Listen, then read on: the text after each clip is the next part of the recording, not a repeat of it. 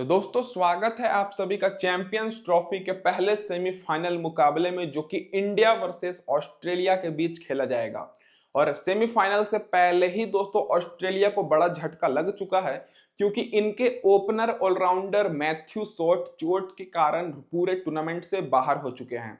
और अब इस वीडियो में हम लोग जानेंगे कि ट्रेविस हेड के साथ कौन से खिलाड़ी ओपनिंग करेंगे और कौन से नए खिलाड़ी को एज अ रिप्लेसमेंट स्क्वाड में ऐड किया गया है। और खास करके जानेंगे क्या हमें अपनी टीम में इंडिया की तरफ से ज्यादा खिलाड़ी को रखना चाहिए या फिर ऑस्ट्रेलिया की तरफ से। और सबसे ज्यादा कंफ्यूजन कैप्टन और वाइस कैप्टन बनाने में हो रही होगी कि ट्रेविस हेड को बनाएं, विराट कोहली को या फिर रोहित शर्मा को। तो सारा कंफ्यूजन मैं आप सभी का इस वीडियो में दूर करने वाला हूं। तो गौर करिएगा दोस्तों, ये जो मुकाबला है ये 4 मार्च को खेला जाएगा दोपहर में 2:30 पर। और ग्राउंड की बात करें तो Dubai international cricket stadium Dubai में ही मैच होगा। और पिछले मैच में केवल स्पिनर्स को इस ग्राउंड पर मदद मिली थी। तो डायरेक्ट बात कर लेते हैं इस ग्राउंड के पिच रिपोर्ट के ऊपर। तो अभी तक देखा जाए तो टोटल इस ग्राउंड पर 35 ओडीआई मुकाबले हुए हैं, जिसमें से पहले बैटिंग करने वाली टीम 13 बार जीती है और चेस करने वाली टीम 22 बार। हालांकि पिछले मैच में भी न्यूजीलैंड ने टॉस जीतकर पहले गेंदबाजी करने का ही निर्णय लिया था, लेकिन वरुण चक्रवर्ती और कुलदीप यादव की बेहतरीन गेंदबाजी के कारण वो टारगेट चेज नहीं करने पाए। लेकिन इस मैच में भी जो भी टीम टॉस जीतेगी पहले गेंदबाजी ही करेगी। एवरेज स्कोर 232 का है, तो यहाँ पर आपको ज्यादा लंबा चौड़ा स्कोर देखने को नहीं मिलेगा। हाईएस्ट स्कोर इंग्लैंड का है 355 रन का, लोएस्ट स्कोर 116 रन का है। स्कोरिंग पैटर्न देखिएगा तो 200 के नीचे 12 बार स्कोर बना है, 200 और 250 के बीच में 13 बार, 250 और 300 के बीच में 8 बार और 300 के ऊपर मात्र 3 बार स्कोर किया है। और अभी जितने भी मुकाबले हुए हैं चैंपियंस ट्रॉफी के 150 के आसपास ही यहाँ पर स्कोर बना है दोस्तों। अब डायरेक्ट बात कर लेते हैं बाउंड्री लेंथ और पिच के बारे में। तो दोस्तों पिछले मैच में बाउंड्री लेंथ अगर आप लोग देखिएगा तो लॉन्ग ऑफ था 76 मीटर, लॉन्ग ऑन था दोस्तों 70 मीटर, स्ट्रेट की बाउंड्री भी 76 मीटर थी, पीछे की बाउंड्री भी दोस्तों बड़ी है। तो दुबई का ग्राउंड तो वैसे से ही बड़ा है ही, तो छक्के चौके यहाँ पर आपको कम देखने को मिलेंगे। बॉलर्स को काफी मदद मिल रही है। और जो पिछले मैच में पिच यूज हुआ था वो दोस्तों देखा जाए तो स्पिनर्स को काफी मदद मिली थी और तेज गेंदबाज भी यहाँ पर फर्स्ट इनिंग में काफी विकेट लिए थे। अब इसके बाद डायरेक्ट बात कर लेते हैं जो रिसेंट के मुकाबले इस ग्राउंड पर चैंपियंस ट्रॉफी के खेले गए हैं इसके स्टैट्स के ऊपर। तो दोस्तों जो पिछला मुकाबला खेला गया वो इंडिया और न्यूजीलैंड के बीच खेला गया। इंडिया दोस्तों पहले बैटिंग करते हुए 249 रन का टारगेट दी थी और मैंने आपको क्लियर कहा था कि श्रेयस अय्यर परफॉर्मेंस करेंगे और बिल्कुल वैसा ही हुआ। और मैट हेनरी भी दोस्तों 5 विकेट लिए, मैंने आपको क्लियर कहा था। बाकी टारगेट को चेस करते समय न्यूजीलैंड टारगेट चेज नहीं करने पाई और मैंने आपको याद करिए क्लियर कहा था कि केन विलियमसन परफॉर्मेंस करेंगे और बिल्कुल वैसा ही हुआ। और बाकी इंडिया 44 रन से जीती, जिसमें फास्ट बॉलर को 8 विकेट और स्पिनर्स को 11 विकेट मिली। उससे पहले इंडिया पाकिस्तान का मैच हुआ था। इस मैच में दोस्तों इंडिया टारगेट चेस कर ली थी 241 रन का बहुत आसानी से और 5 विकेट मिला था फास्ट बॉलर को और स्पिनर्स को 7 विकेट। उससे पहले इंडिया बांग्लादेश का हुआ था जो कि पहला मुकाबला था इंडिया का। इस मैच में दोस्तों इंडिया आसानी से मतलब 128 रन का 228 रन का टारगेट चेस करके 5 विकेट जीत गई, जिसमें फास्ट बॉलर को 10 विकेट और स्पिनर्स को 4 विकेट मिली। तो पिछला तीनों मुकाबला तो अपने हिसाब से देखा जाए तो इंडिया ही जीती है। तो इस मुकाबले में भी इंडिया का पगड़ा इस ग्राउंड पर भारी तो रहने वाला है, लेकिन ऑस्ट्रेलिया बड़ी टीम है, आईसीसी टूर्नामेंट में अपने इंडिया टीम को तो हरा चुकी है, तो आपको पता ही है। और पिछले 3 ओडीआई मुकाबले मिलाकर फास्ट बॉलर को 23 विकेट मिली है और स्पिनर्स को 22 विकेट, जिसमें से फर्स्ट इनिंग में अगर आप लोग देखिएगा तो फास्ट बॉलर को 18 विकेट मिली है और स्पिनर्स को 9 विकेट। और सेकेंड इनिंग में फास्ट बॉलर को मात्र 5 विकेट मिली है और स्पिनर्स को 13 विकेट। तो जो भी टीम पहले बॉलिंग कराएगी आप सभी को फास्ट बॉलर पर ज्यादा फोकस करना है, खास करके इंडिया के स्पिनर्स पर भी आप लोग फोकस करिएगा। और सेकेंड इनिंग में तो वैसे स्पिनर्स को ज्यादा मदद मिल रही है। अब दोस्तों बात आती है कि ट्रेविस हेड की जगह पर कौन से खिलाड़ी ओपनिंग करेंगे, वो तो मैं आपको बताऊंगा ही। साथ ही में मैं इस वीडियो में आप लोग के लिए एक ऐसा ऑफर भी लेकर आया हूं जिसमें आप सभी लोग अगर हार भी जाते हैं तो आपकी पूरी एंट्री फी वापस हो जाएगी और ऑफर्स का पूरा बारिश है। तो कैसे इस ऑफर का लाभ उठाना है वीडियो में बने रहिए, वो तो मैं आपको बताऊंगा। अब डायरेक्ट बात कर लेते हैं रीसेंट फॉर्म और हेड टू हेड रिकॉर्ड के ऊपर। तो इंडिया का रीसेंट फॉर्म तो बहुत बेहतर है, पिछला 5 का 5 ओडीआई मुकाबला ये जीत कर आ रहे हैं। और ऑस्ट्रेलिया की बात करें तो पिछला मुकाबला में इनका नो रिजल्ट हुआ था बारिश के कारण अफगानिस्तान के खिलाफ। उससे पहले भी नो रिजल्ट हुआ था, पहला मैच ये जीते थे। रिसेंट परफॉर्मेंस फिर ये श्रीलंका से ओडीआई सीरीज में हारे थे चैंपियंस ट्रॉफी से पहले, अगर आपको याद होगा तो। रिसेंट मैचेस देखा जाए तो पिछले 5 सालों में दोनों टीम्स के बीच 14 ओडीआई मैच हुए हैं, जिसमें से इंडिया 7 बार बाजी मारी है ऑस्ट्रेलिया 7 बार बाजी मारी है, लेकिन आईसीसी टूर्नामेंट में ऑस्ट्रेलिया का पगड़ा भारी रहा है, ये तो आपको पता ही है। और डायरेक्ट अब बात कर लेते हैं कि क्या रहेगी इस मुकाबले में इंडिया टीम की प्लेइंग 11। तो दोस्तों इंडिया टीम की तरफ से चेंजेस हो सकते हैं बॉलिंग में, और कौन से खिलाड़ी की जगह पर होंगे चलिए वो भी देख लेते हैं।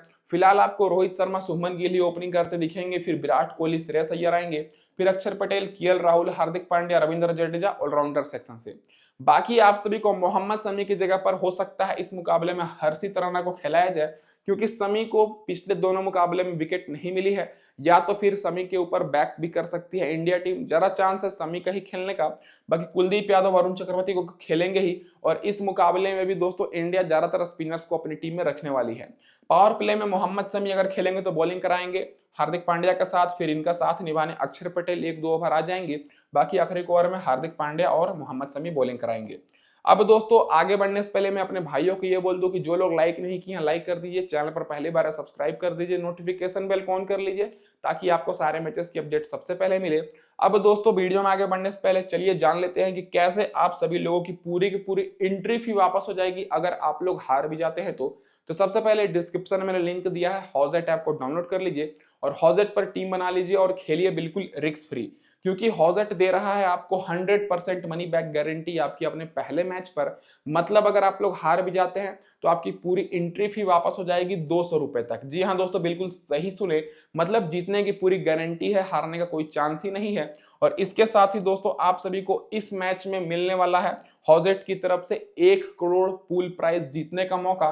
मतलब आप लोग यहाँ पर ऑफर्स की बारिश होने वाली है। और बस इतना ही नहीं दोस्तों, आप सभी को हॉजेट दे रहा है इस मैच में टाटा नेक्सॉन, वो भी दोस्तों जीतने का मौका। तो आप लोग समझ ही सकते हैं कि इस मैच में अगर आप लोग कॉन्टेस्ट नहीं ज्वाइन किए तो आप लोग बहुत कुछ मिस करिएगा। तो लिंक मैंने डिस्क्रिप्शन में दिया है, फटाफट से जाइए डाउनलोड करिए, टीम बनाकर खेलना शुरू करिए।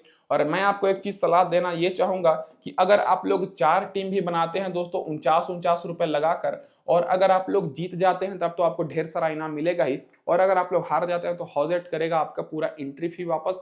तो ज्यादा विनिंग के चांसेस के लिए खेलिए बस हॉजेट पर, क्योंकि यहाँ पर इजी विड्रॉल है, इजी दोस्तों यहाँ पर डिपॉजिट भी है, और यहाँ पर बाकी एप्स के मुताबिक बहुत ही लो कंपटीशन है। तो डिस्क्रिप्शन में मैंने लिंक दिया है, फटाफट से डाउनलोड करिए। और जो मेरा रेफर कोड है क्रिक15, इसे जरूर यूज करिएगा डिपॉजिट करते समय, ताकि आप सभी को 15% का एक्स्ट्रा कैश मिले आपके अपने डिपॉजिट पर, अगर आप लोग 1000 या उससे ज्यादा डिपॉजिट करते हैं।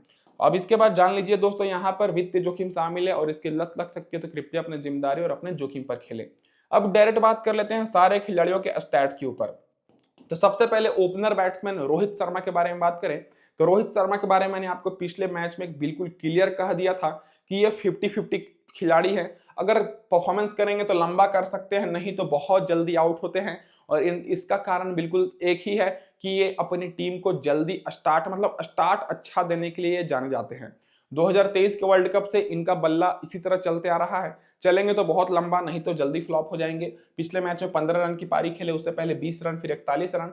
तो अभी तक बल्ला इनका चला तो है, लेकिन जरा देर तक चला नहीं है। शुभमन गिल की बारे में बात करें तो पिछले मैच में 2 रन पर ही आउट हो गए थे, लेकिन रिसेंट फॉर्म देखिएगा तो 46 रन, 101 रन, 112 रन, 60 रन और 87 रन, बहुत ही तगड़ा रिकॉर्ड है। तो दोनों ओपनर में मेरे हिसाब से इस मुकाबले में शुभमन गिल सेफ ऑप्शन रहेंगे, कैप्टन वाइस कैप्टन के लिए भी, क्योंकि हर मैच में ये फ्लॉप नहीं होते हैं। अगर आप लोग रिसेंट रिकॉर्ड भी इनका देखिएगा तो एक मैच में फ्लॉप होते हैं तो जस्ट उसके अगले मैच में भी ये अच्छा परफॉर्मेंस करते हैं। बाकी रोहित शर्मा ये दोस्तों रिस्की ऑप्शन हो सकते हैं, क्योंकि ये खुलकर खेलते हैं अपनी टीम को स्टार्ट दिलाने के लिए, तो मेरे हिसाब से इस मुकाबले में थोड़े रिस्की रहेंगे। बाकी विराट कोहली की बात करें तो पिछले मैच में 11 रन की पारी खेले और रिसेंट में इन्होंने 100 रन, 22 रन, 52 रन की पारी खेल चुके हैं। तो दोस्तों यहाँ पर मैं आपको एक चीज क्लियर करना चाहूंगा कि विराट कोहली और रोहित शर्मा के लिए बहुत ही बड़ा मैच रहने वाला है।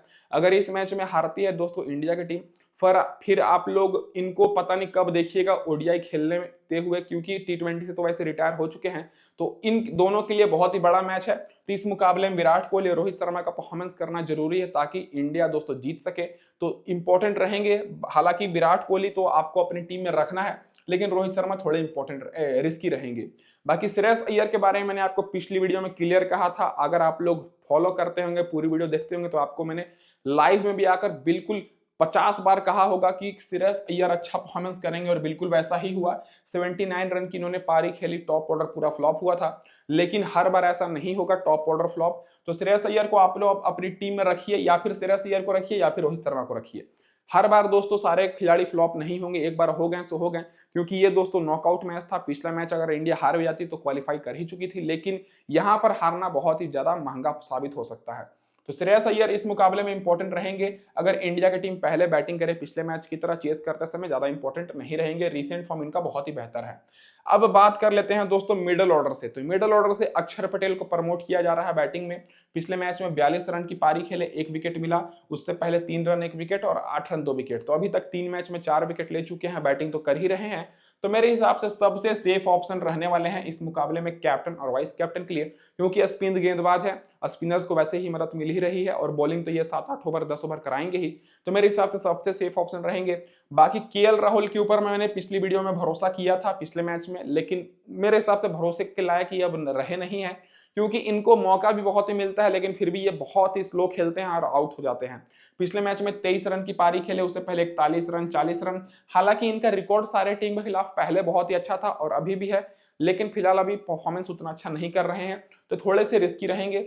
बाकी हार्दिक पांड्या का परफॉर्मेंस बहुत ही बेहतर था। पिछले मैच में 45 रन की पारी खेले, 1 विकेट मिला। उससे पहले 8 रन 2 विकेट, उससे पहले विकेट नहीं मिली थी। तो हार्दिक पांड्या और अक्षर पटेल आप लोगों के लिए ऑलराउंडर सेक्शन से इंपॉर्टेंट रहेंगे। रविंद्र जडेजा को आप लोग जरूर रखिएगा, लेकिन अपनी ग्रैंड लीग की टीम में। स्मॉल लीग में मैं सजेस्ट नहीं करूंगा, क्योंकि इतने सारे स्पिनर्स आ चुके हैं, तो जडेजा को ज्यादा वैल्यू नहीं मिल रहा है टीम में, और जडेजा को उतनी मतलब विकेट भी नहीं मिल रही है। और अभी तक 3 मैच में मात्र 2 ही विकेट इनको मिला है, और पिछले मैच में तो मात्र 1 ही विकेट मिला, और बैटिंग भी बहुत ही कम मिल रही है। तो जडेजा मेरे हिसाब से इंपॉर्टेंट रहेंगे, लेकिन केवल मेगा ग्रैंड लीग के लिए। अब दोस्तों बॉलर में बात करें तो आपके पास 3 बॉलर हैं। वरुण चक्रवर्ती को पिछले मैच में 5 विकेट मिली, कुलदीप यादव को 2 विकेट मिली, और यहां पर पिच ज्यादा से ज्यादा स्पिनर्स को मदद कर रही है, खास करके सेकंड इनिंग में। तो अगर इंडिया फिर से सेकंड इनिंग में बॉलिंग कराती है तो दोनों स्पिनर्स को आप लोग रख सकते हैं। और अगर पहले इनिंग में इंडिया बॉलिंग कराती है तब मोहम्मद शमी इस मुकाबले में ट्रम्प ऑप्शन रहेंगे। पिछले मैच में भी मैंने आपको कहा था ट्रम्प रहेंगे, लेकिन भले इनको विकेट ना मिली हो, लेकिन इस मैच में जरूर इंपॉर्टेंट रहेंगे, क्योंकि एक मैच में इन्होंने 5 विकेट ले लिया है।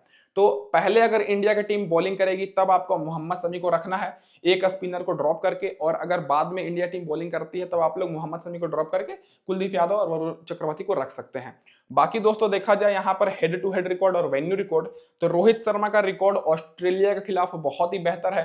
2300 लगभग 2400 इन्होंने रन बनाया है। 45 मैच में 58 का एवरेज है, इस ग्राउंड पर 51 का एवरेज है। तो रोहित शर्मा का रिकॉर्ड में कोई कमी नहीं है, लेकिन 2023 के ओडीआई वर्ल्ड कप के बाद ये अपने लिए रन बनाना छोड़ दिए हैं। ये टीम के लिए रन बनाते हैं, इंडिया के लिए रन बनाते हैं, और अपनी इंडिया टीम को स्टार्ट अच्छा देते हैं। बाकी के खिलाड़ी पर उतना प्रेशर आने नहीं देते हैं, तो बस इसी कारण ये जल्दी आउट हो जाते हैं। बाकी शुभमन गिल का भी 40 का एवरेज है, बाकी इस ग्राउंड पर 74 का है। तो दोनों ओपनर इंपॉर्टेंट रहेंगे, लेकिन रोहित शर्मा थोड़े से रिस्की रहेंगे, तो आप लोग अपनी ग्रैंड लीग की टीम में ही कैप्टन करिएगा। बाकी विराट कोहली का भी रिकॉर्ड बेहतर है, 54 का एवरेज है। बाकी इस ग्राउंड पर दोस्तों 66 का है, तो ये तो इंपॉर्टेंट रहेंगे। श्रेयस अय्यर का कुछ खास नहीं है, 11 मैच में मात्र 27 का है, तो पिछले मैच में परफॉर्मेंस किए थे। तो जहां तक मुझे लग रहा है इस मुकाबले में श्रेयस अय्यर फ्लॉप हो सकते हैं, और टॉप के हमारे खिलाड़ी इस मुकाबले में जरूर अच्छा परफॉर्मेंस करेंगे। तो श्रेयस अय्यर पर आपको केवल पहले बैटिंग करते समय फोकस कर लेना है, वो भी कुछ टीमों में। बाकी इस ग्राउंड पर 50 का एवरेज है, क्योंकि पिछले दोनों मैचेस में अच्छा परफॉर्मेंस किए हैं। अक्षर पटेल का रिकॉर्ड देखा जाए तो 5 मैच में 6 विकेट मिली है, बैटिंग से कुछ खास नहीं है। ग्राउंड पर 4 विकेट मिली है, 26 का एवरेज है। केएल राहुल का रिकॉर्ड दोस्तों सारे टीम के खिलाफ अच्छा है, लेकिन केएल राहुल फिलहाल अभी आउट ऑफ फॉर्म चल रहे हैं, रन उतना नहीं बना रहे, ना ही टिकने पा रहे हैं। तो केएल राहुल का 57 का एवरेज है ऑस्ट्रेलिया के खिलाफ, और इस ग्राउंड पर दोस्तों 62 का। तो रिकॉर्ड की कमी नहीं है, केएल राहुल के पास सभी टीमों के खिलाफ अच्छा रिकॉर्ड है, लेकिन परफॉर्मेंस तो करें। हार्दिक पांड्या की बात करें तो 55 का एवरेज है, 12 मैच में 12 विकेट मिली है। तो हार्दिक पांड्या का पिछले मैच में न्यूजीलैंड के खिलाफ रिकॉर्ड बेहतर था, तो इस मुकाबले में भी इंपॉर्टेंट रहेंगे। बाकी देखा जाए तो ग्राउंड पर 3 ही विकेट मिली है, लेकिन इंपॉर्टेंट रहेंगे। रविंद्र जडेजा 41 मैच में 37 विकेट मिली है, 25 का एवरेज है। बाकी ग्राउंड पर 6 मैच में 5 विकेट है, 21 का एवरेज है।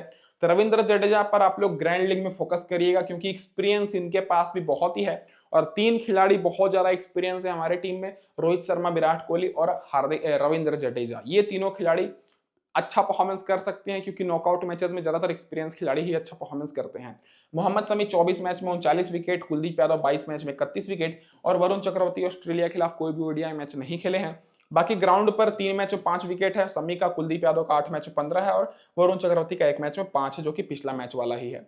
अब जो खिलाड़ी बेंच पर बैठे हैं इनमें से केवल एक ही चांस है कि हर्षित राणा का मौका दिया जा सकता है, लेकिन जहां तक मुझे लग रहा है कि इंडिया की जो टीम है प्लेयर्स को बैक करती है, तो दोस्तों शमी भी खेल सकते हैं क्योंकि एक मैच में उन्होंने 5 विकेट लिया है।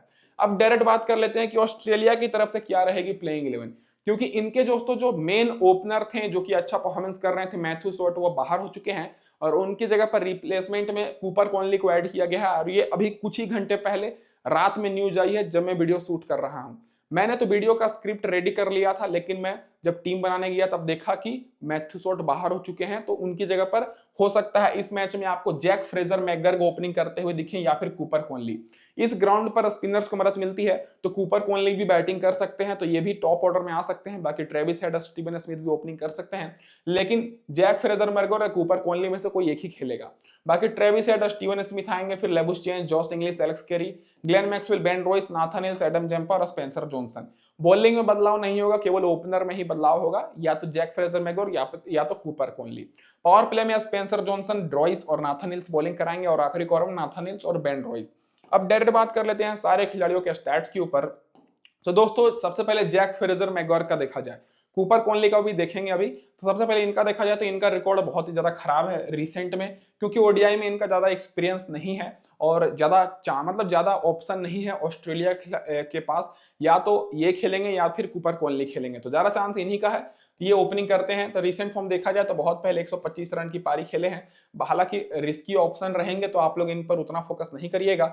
इस मुकाबले में ट्रेविस हेड और स्टीवन स्मिथ के बारे में मैंने आपको इसलिए बोला क्योंकि पिछले मैच में अफगानिस्तान के खिलाफ भले इनका मैच बारिश के कारण रद्द हो गया था, लेकिन इनके बल्ले से रन निकल रहे थे। 19 रन नॉट आउट की पारी खेले थे और Travis head 59 run not out. फिर बारिश स्टार्ट हो गई, फिर ये लोग का मैच नहीं हुआ, लेकिन दोनों खिलाड़ी अच्छा परफॉर्मेंस कर रहे थे, बल्ले से इनका रन निकल रहा था।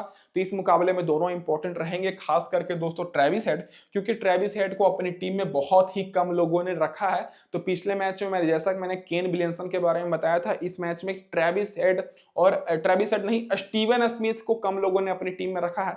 तो स्टीवन स्मिथ के बारे में आपको बता रहा हूं, ये इस मुकाबले में तगड़ा परफॉर्मेंस जरूर करेंगे। बाकी रिसेंट फॉर्म इनका बेहतर है।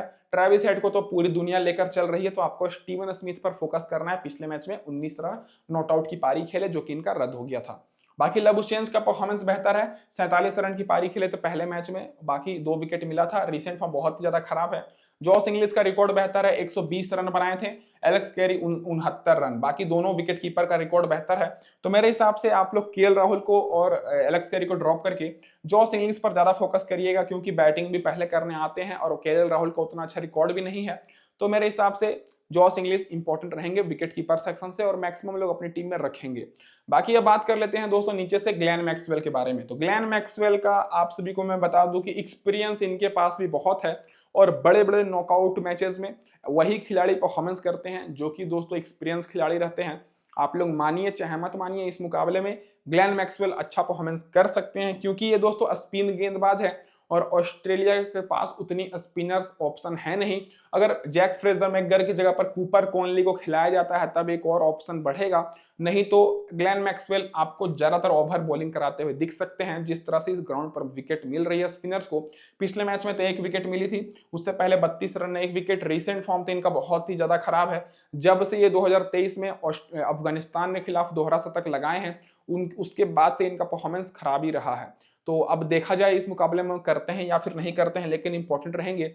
बाकी बेन रॉयस को पिछले मैच में 3 विकेट मिली थी, उससे पहले भी 3 विकेट। पिछला मैच तो इनका रद्द हो गया था, लेकिन परफॉर्मेंस इनका बिल्कुल रुका नहीं। तो इस मुकाबले में बॉलर से बेन रॉयस इंपॉर्टेंट रहेंगे। और मैं आपको एक चीज सजेशन ये दूंगा कि आपको ऑस्ट्रेलिया की तरफ से तेज गेंदबाज पर ज्यादा फोकस करना है, क्योंकि इंडियन जो बैट्समैन है वो स्पिनर अच्छा खेलते हैं, भले कोई भी पिच हो। आप लोग ने पिछले मैच में नोटिस भी किया होगा कि न्यूजीलैंड के स्पिनर्स को विकेट ही नहीं मिल रही थी, केवल तेज गेंदबाज विकेट ले रहे थे। मात्र 2 ही विकेट मिली थी और ज्यादा से ज्यादा विकेट तेज गेंदबाज लिए थे। तो इस मैच में भी आपको तेज गेंदबाज पर ज्यादा फोकस करना है। बेन रॉयस सरप्राइज कर सकते हैं, क्योंकि बेन रॉयस के खिलाफ ज्यादातर हमारे बैट्समैन नहीं खेले हैं। बाकी नाथन हिल्स रिस्की ऑप्शन रहेंगे, क्योंकि आखिरी ओवर में ये बॉलिंग कराते हैं, पावर प्ले में 1-2 ओवर बॉलिंग कराएंगे। बाकी एडम जैम्पा को कम चांस है कि विकेट मिलेगी, लेकिन एक्सपीरियंस वाले खिलाड़ी हैं, पिछले मैच में 2 विकेट मिली थी, उससे पहले 2 विकेट, तो एडम जैम्पा बाद में अगर बॉलिंग कराती है ऑस्ट्रेलिया की टीम तो रख सकते हैं। बाकी स्पेंसर जॉनसन इस मुकाबले में इंपॉर्टेंट रहेंगे क्योंकि रोहित शर्मा उतने अच्छे फॉर्म में है नहीं, तो स्पेंसर जॉनसन या फिर बेन रॉयस दोनों पावर प्ले में बॉलिंग कराते हैं, तो इन दोनों को पावर प्ले में 1-2 विकेट मिल सकती है दोस्तों। अब इसके बाद डायरेक्ट बात कर लेते हैं हेड टू हेड रिकॉर्ड और वेन्यू रिकॉर्ड के ऊपर। तो हेड टू हेड में जैक फ्रेजर मैकगर्क नहीं खेले हैं, ना ही इस ग्राउंड पर खेले हैं। बाकी ट्रेविस हेड का देखा जाए तो 43 का एवरेज है, इंडिया के खिलाफ उतना भी ज्यादा नहीं है, लेकिन इनका ज्यादातर मैचेस में इन्होंने अच्छा परफॉर्मेंस ही किया है। स्टीवन स्मिथ का देखा जाए तो 52 का एवरेज है, इस ग्राउंड पर बहुत पहले 12 रन बनाए थे। बाकी लबुशेंस का 40 का एवरेज है, जॉस इंग्लिश का 25 का है, इस ग्राउंड पर नहीं खेले हैं। एलेक्स कैरी का 29 का एवरेज है इंडिया के खिलाफ, बाकी इस ग्राउंड पर दोस्तों 27 का है। ग्लेन मैक्सवेल का रिकॉर्ड बेहतर है, 31 का मैच में दोस्तों 35 का एवरेज है, 9 विकेट मिला है, ग्राउंड पर 81 का एवरेज है, 1 विकेट मिला है। तो इस ग्राउंड पर ग्लेन मैक्सवेल अच्छा खेलते हैं, तो आप लोग गौर करिएगा, अगर ग्लेन मैक्सवेल बैटिंग करने आते हैं तो अच्छा परफॉर्मेंस कर सकते हैं, क्योंकि ये स्पिनर के खिलाफ भी तगड़ा मतलब स्ट्रोक मतलब तगड़ा शॉट सिलेक्शन रहता है इनका। बाकी बेन रॉयस नहीं खेले हैं हेड टू हेड, ना ही ग्राउंड पर। बाकी नाथानियल एक मैच में 2 विकेट लिए हैं इंडिया के खिलाफ। बाकी एडम जैम्पा को 17 मैच में 36 विकेट मिली है, स्पेंसर जॉनसन को विकेट नहीं मिली है। बाकी ग्राउंड पर बहुत पहले 1-2 मैच में 2 विकेट मिली थी जैम्पा को।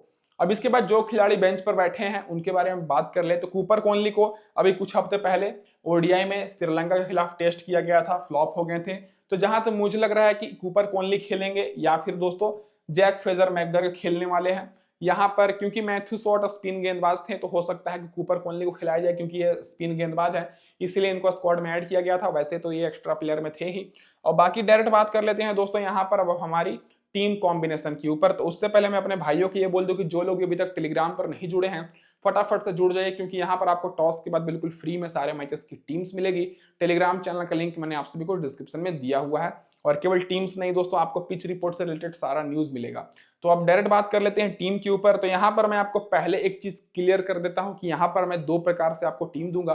पहली टीम हमारी बिल्कुल सेफ टीम रहेगी, दूसरी टीम थोड़ी रिस्की टीम रहने वाली है। तो पहली टीम में मैंने जो कैप्टन किया है वो दोस्तों मैं अक्षर पटेल को कर रहा हूँ, क्योंकि पिछले मैच की तरह इस मैच में भी सरप्राइज हो सकता है, पहले बैट्समैन आउट हो सकते हैं, क्योंकि जिस हिसाब से यहाँ पर पिच बिहेव कर रही है मैक्सिमम लोग अपनी टीम में बैट्समैन को ही रखेंगे, क्योंकि बड़े बड़े नाम हैं, रोहित शर्मा है, विराट कोहली है, ट्रेविस हेड है, स्टीवन स्मिथ है, श्रेयस अय्यर है, शुभमन गिल है। तो भले ही दोस्तों इस ग्राउंड पर बैट्समैन को उतनी मदद ना मिल रही हो, लेकिन सभी लोग आंख बंद करके अपने टीम में बैट्समैन को ही रखने वाले हैं। तो उसी हिसाब से मैं ऑलराउंडर को कैप्टन किया हूं, क्योंकि ये बैटिंग भी करेंगे और बॉलिंग भी करेंगे, और अक्षर पटेल का बैटिंग पोजीशन भी बढ़िया है।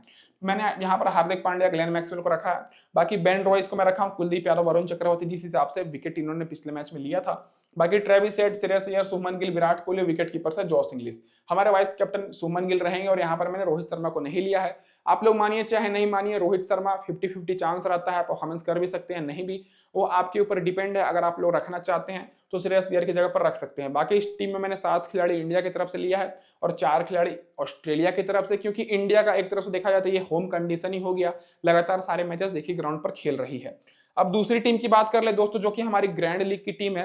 तो ग्रैंड लीग में मैंने कैप्टन किया है रोहित शर्मा को, क्योंकि मैं तो आपको क्लियर कहते आ रहा हूं कि रोहित शर्मा को आप लोग अपनी टीम में रख रहे हैं तो कैप्टन वाइस कैप्टन करने के लिए ही रखिए, नहीं तो मत रखिए। बाकी मैंने वाइस कैप्टन ट्रेविस हेड को किया है। बाकी मैंने विराट कोहली, शुभमन गिल, स्टीवन स्मिथ को रख रहा हूँ। यहाँ पर हमारे स्टीवन स्मिथ ट्रम्प ऑप्शन रहेंगे। विकेट कीपर से हमारे जॉस इंग्लिश ही हैं। बाकी ग्लेन मैक्सवेल, हार्दिक पांड्या, इधर से एडम जैम्पा, मोहम्मद शमी और वरुण चक्रवर्ती। तो ये हो गई हमारी ग्रैंड लीग की टीम, ये हो गई हमारी स्मॉल लीग की टीम। इस टीम में मैंने यहाँ पर मोहम्मद शमी पर रिस्क लिया है, जैम्पा पर मैं रिस्क ले रहा हूँ, बाकी स्टीवन स्मिथ पर। तो दोस्तों अगर आपको हमारी पूरी वीडियो और डिटेल और न्यूज अच्छी लगी हो, खास करके मैथ्यू शॉट वाली, तो आप लोग चैनल को सब्सक्राइब जरूर करिएगा, क्योंकि मैक्सिमम लोग अभी मैं देख रहा हूं कि मैथ्यू शॉट को अपनी टीम में रखे हैं, लेकिन वो तो खेलने वाली है नहीं। तो वीडियो को लाइक कर दीजिए, चैनल पर पहली बार आए सब्सक्राइब कर लीजिए, और हौजा टैब को डाउनलोड कर लीजिए, लिंक मैंने डिस्क्रिप्शन में दिया है। कूपन कोड को जरूर यूज करिएगा, ताकि आपको 15% का एक्स्ट्रा कैश मिले आपके अपने डिपॉजिट पर, अगर आप लोग 1000 या उससे ज्यादा डिपॉजिट करते हैं तो। धन्यवाद दोस्तों।